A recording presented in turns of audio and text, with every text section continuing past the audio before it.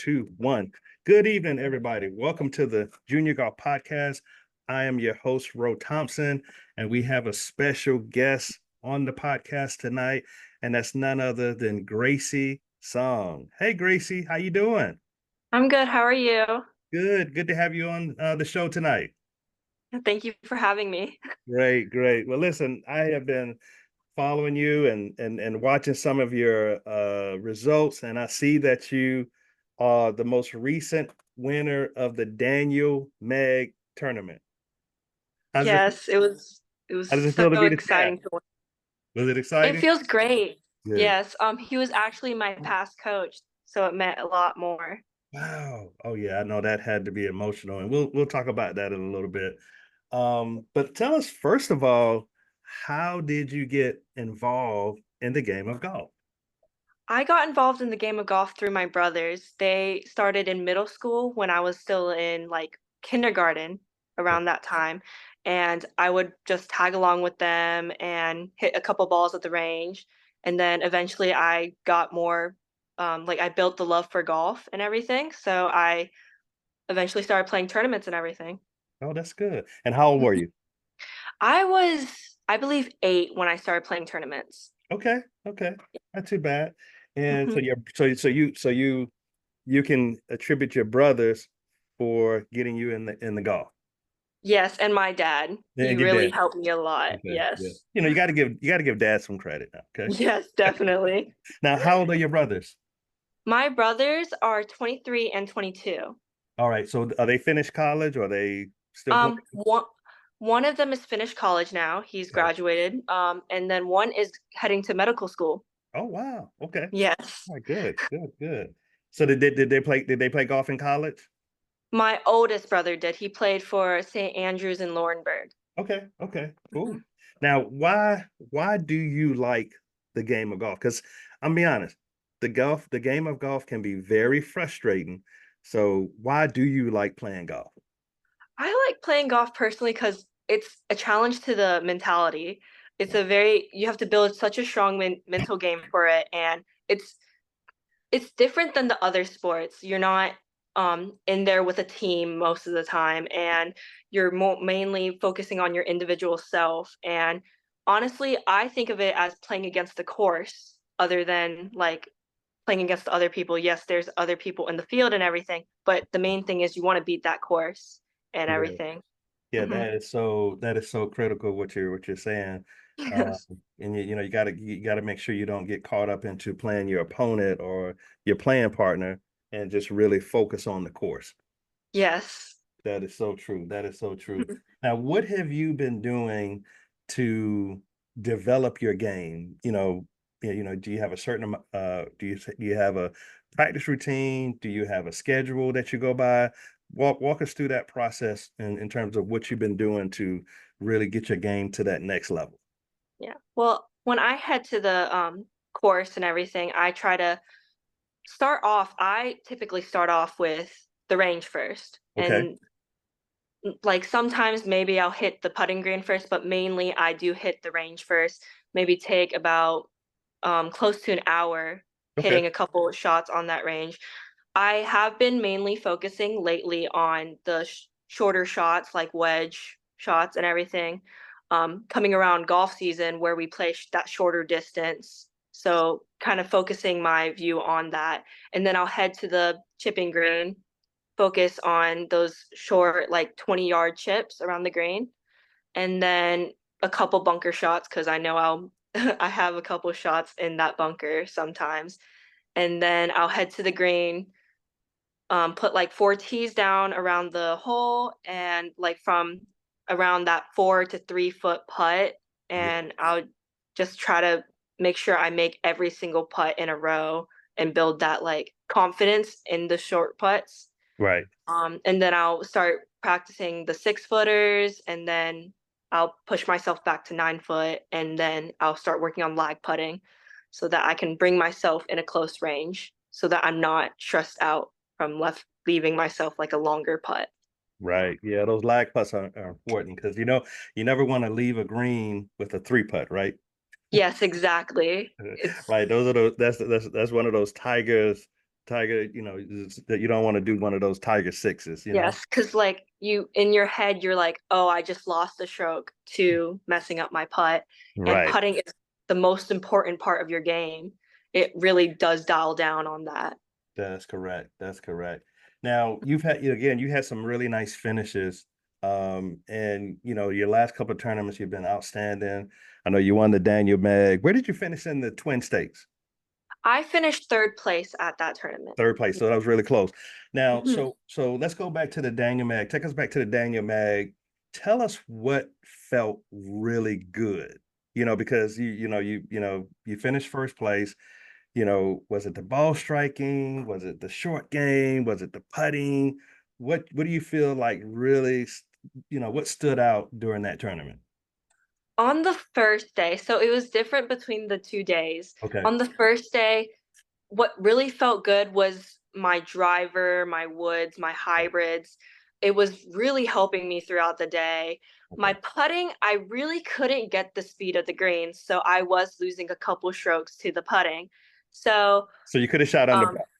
yeah, exactly. I did lose a couple strokes to that. And then the next day, I really dialed in on that putting the next morning, preparing for the my tea time and everything, because I knew that's where I lost it. So I took a couple more like I took like 20 extra minutes at that putting green than I had did the day before, focusing on those close like 10-foot, 6-foot putts that I know I could have made and just focusing on that speed of the green.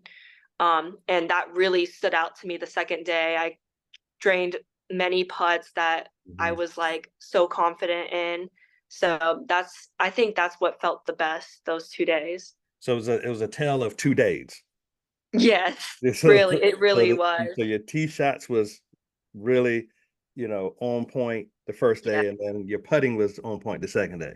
yes, it was. Gotcha. And yeah, it just helped a lot Right. throughout those 2 days. That's good. That's good. That's Mhm. good. And so, you, you know, that was, you just won that tournament, and you finished third place at Twin States.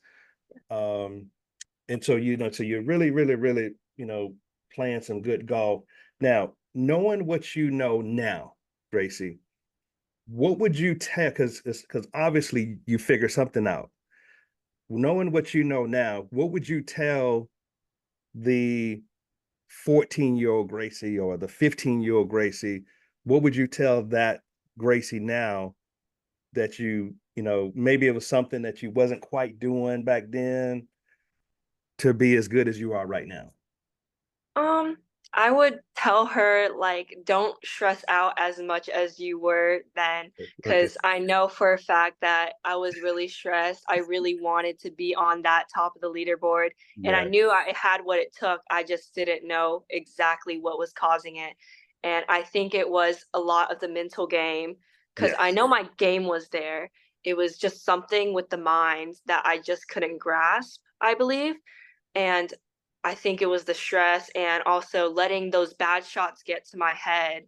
So Hmm. then it would just mess up the next shot. It created the domino effect Correct. for the next hole and everything. So I think that's what I really zoned in on too coming into this year. Not letting these bad shots really affect me, knowing that, oh, next shot, you're gonna do this.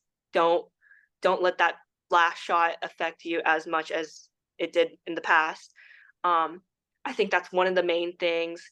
And then second thing is um, trying to focus on like getting those good scores in for these colleges and everything. Don't stress Hmm. out about that because Right. I know for a fact I was so stressed about, oh, the colleges aren't gonna like this score or that score. I Right. think since I relaxed a little my mind a little bit more, I was able to get these better scores up on that my rankings and Boy, everything. that's Hmm. good. Now let's talk about something you just mentioned that's really, really important, and that's the mental coaching. Um, do you have a mental coach? I do not. Okay, not yet. But that's one of the pieces that a lot of juniors, um, they don't really focus on. and it's probably one of the most important. So if you ever watch the LPGA and if you ever watch the PGA, you'll hear the player say, "My mental coach," or "This person helped me with my train of thought." So if to all the parents that's listening out there, you definitely want to give your children some type of mental coaching, even if it's maybe once a month or twice a month, because it could be the one thing that's keeping you from taking your game to the next level. That makes sense a little bit, Gracie? Yes, it does. Yeah, yeah, yeah. So now so for example, when you're not playing good, okay, what do you try to tell Gracie when you're in the midst of a tournament and things seem to be a little off? What do you try to tell yourself? I I really try to tell myself don't worry about it because I know if my worry starts to get to a certain point, it'll just mess up the rest of the round and I then at the end of the round I know it's just because of that mental game. And I really try to zone in on okay, you just had that bad hole. Don't let it get it was one singular bad hole out Mhm. of there's 18 holes in a round. So maybe I'm like on hole let's say 15, there's still three more holes that I can make it up for. So I just really try not to worry about that bad hole or bad shot because if it's a bad shot too, I can just make up for it. Because if my mental game gets really bad and everything, I know I might come out of that hole like with a double bogey when I know I could have maybe made up for it and made a par if I just didn't let that one bad shot get to me. That's right. And that's important because like you said, there are a few more holes left and it may be even a par five coming up that you can Exactly. get you might be able to make an eagle or birdie and you can get that bogey back.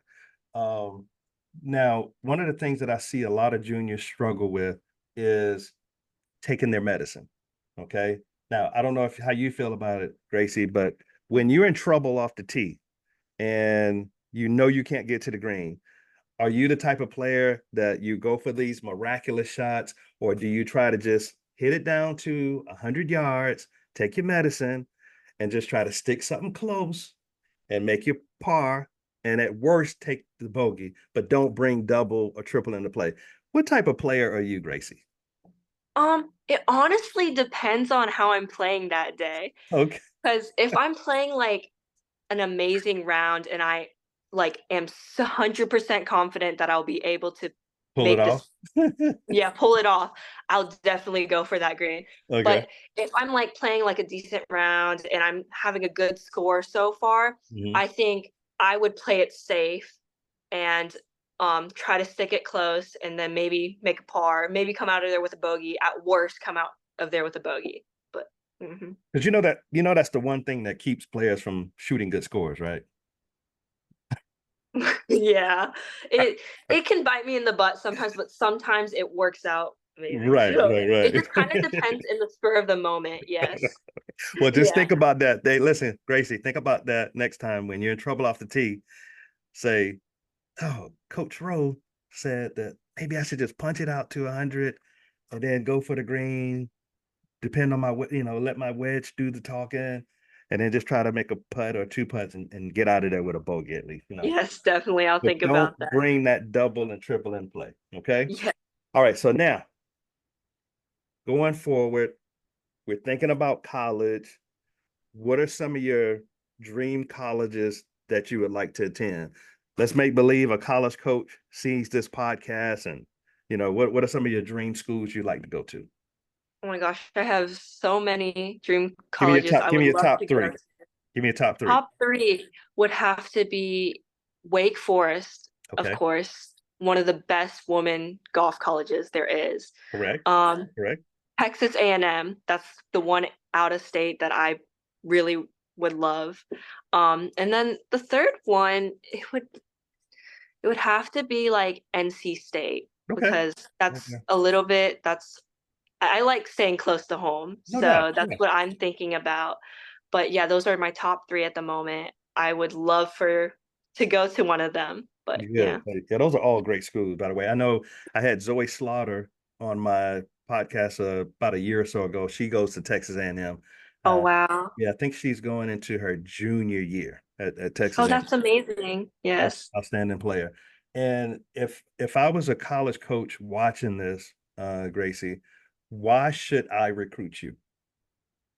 Um, well, they should recruit me because I am 100% confident that I'm good enough for the team. Okay, I that's good. have the skills. I know I can pull off the scores for the team and help the team so much for victory. And also, I know that I would be a great addition to the team because I, I'm such I'm a good team player. I know when my teammate really needs like that hype up, I can encourage them and Mhm. everything. Um, I know when it's time for like a serious talk or something for the team. Um, but yeah, that's why a coach should recruit me. That's good. That's good. If I was if I was a college coach, I'd recruit you. Just being a great teammate, just understanding that you have the confidence that you can play with any of the college players. So so now, Gracie, got college done. Do you have any aspirations to give the next level a shot?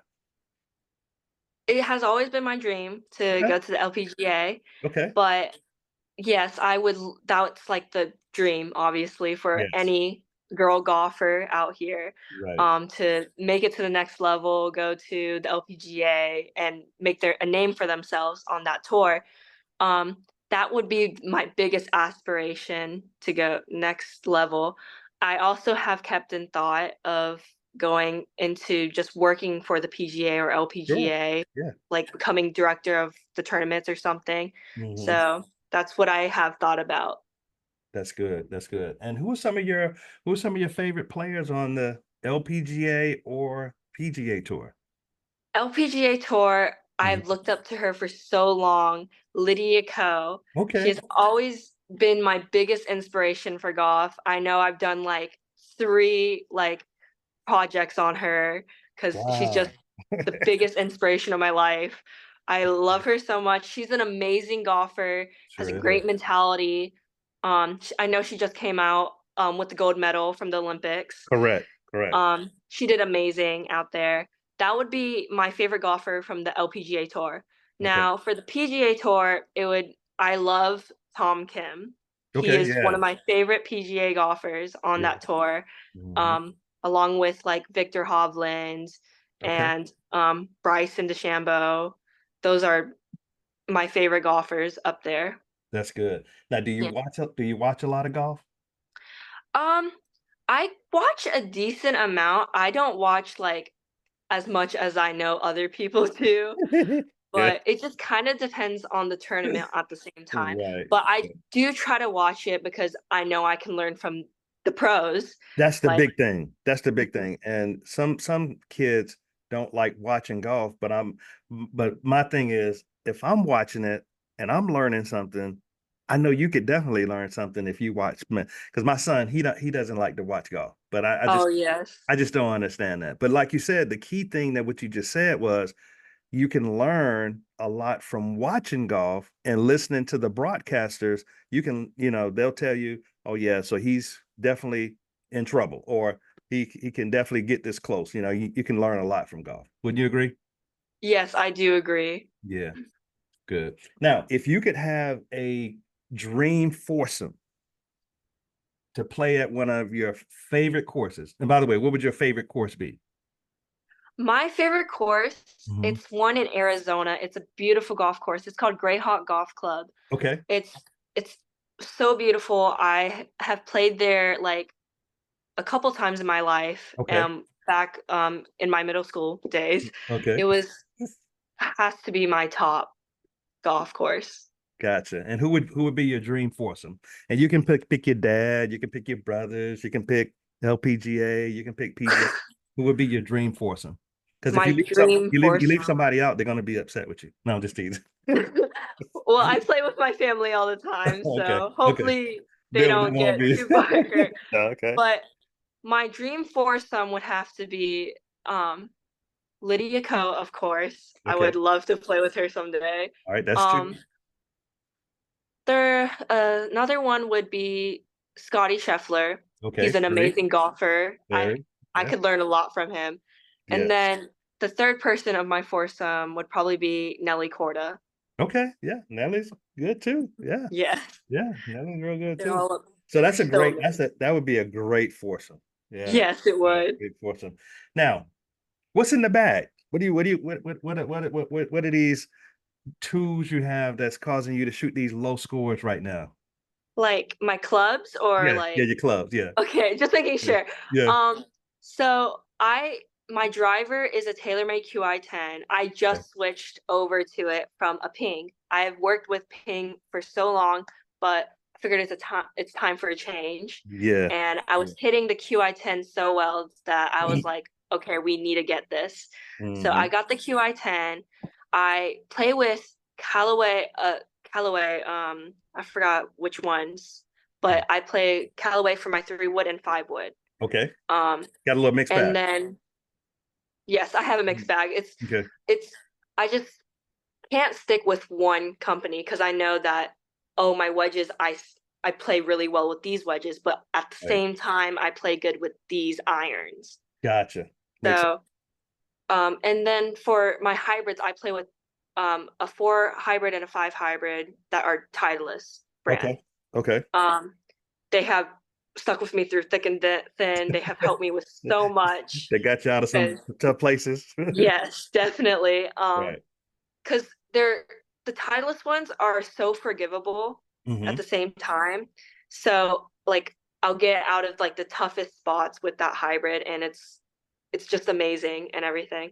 I play with Callaways for my whole iron set is just straight Callaway, Okay. and I play with the Callaway wedges at the same time too. Hmm. And then I have an Odyssey putter. Okay. You got Yes. the two ball No, I don't. I blade. just have just the regular with the line. Okay. So, Gotcha. Gotcha. All right, good, mhm. good, good. Now, as we bring the podcast to a close, it's been really fun having you on as a guest. We got Gracie Song y'all on the podcast tonight. As we come to a close, Gracie, is there anybody you would like to give a shout out to? Anybody that you would like to give thanks to? You know, parents, coaches. Who would you like to give a shout out to? I would love to give a shout out to my family. They supported me with golf for the since I was just started and everything. Yeah, you got to give them a big hug and a kiss. Yes, They they I'm so sacrifice a lot. appreciative. They sacrifice a Yes, lot. like I appreciate my dad and my brothers for getting me into this game Mhm. and making me so well at this game and building me up. And then I appreciate my mom for driving me to all these tournaments. I know that it's That's hard right. driving like 3 hours, maybe four, like Mhm. or even flying to like these other places for these tournaments. But I appreciate my mom for that. I appreciate my school coach. He helps me a lot getting doing well in the school golf, and he's Good. very supportive of the golf. Okay. Um, I appreciate my swing coach, Mhm. Troy Kennedy. He's an amazing coach for me. Um, and What club is Troy at? he used to be part of TPC Piper Glen, and then he ended Okay. up going to the first tee of Greater Charlotte Okay. So and he's not too working far from there. me. Okay. Yeah. Yes, and then I appreciate my golf buddy, Kathan Yap. He's always playing golf with me. It's Okay. so fun to play against him sometimes, and we make it fun by competing against each other and stuff. Yeah. Um, You can probably hear the alarm just went off. My wife's downstairs cooking. oh yeah. No, it's Yeah. okay. Yeah. And then obviously I would love to thank God for giving me the ability to be able to play the sport and Yeah. making me like be able to be this talented at this sport and getting me to this next level of golf. That's right. Because without him, we wouldn't be here, right? Yes. That's it. So right.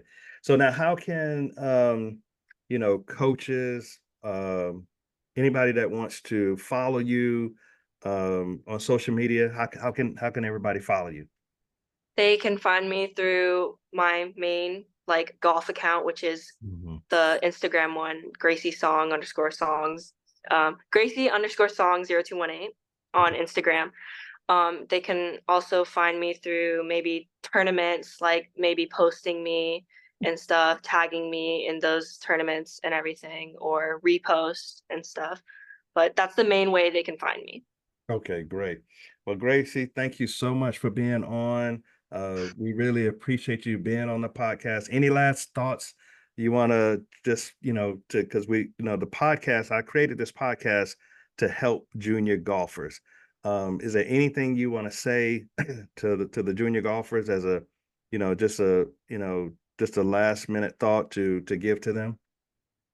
To have fun, um make the most memories out of it, make Yeah. friends that play your sport, obviously. Like, you want to connect with those people that you can connect with because you're playing the same exact sport. And Mm. yes, have fun. Don't put too much pressure on yourself because you're still a junior golfer. You're still learning. Heck, I believe that the PGA Tour golfers are still learning along the way too. So Yeah. just keep learning. Don't give up when it gets hard, because I'm sure you will still always have that love for golf in you. So don't give up when it gets hard and everything, but have fun. Great, great. Well, good luck. I know we're going to see you on the big stage one day, and I'm going to be able to say, "Man, I had Gracie on my podcast back when she was 16." That's Yeah. going to be great. Yeah. All right. Well, good luck this fall, and win a couple more tournaments so the coaches can be like, "Oh yeah, we gotta get her." Okay. Yes, of course. Thank you so much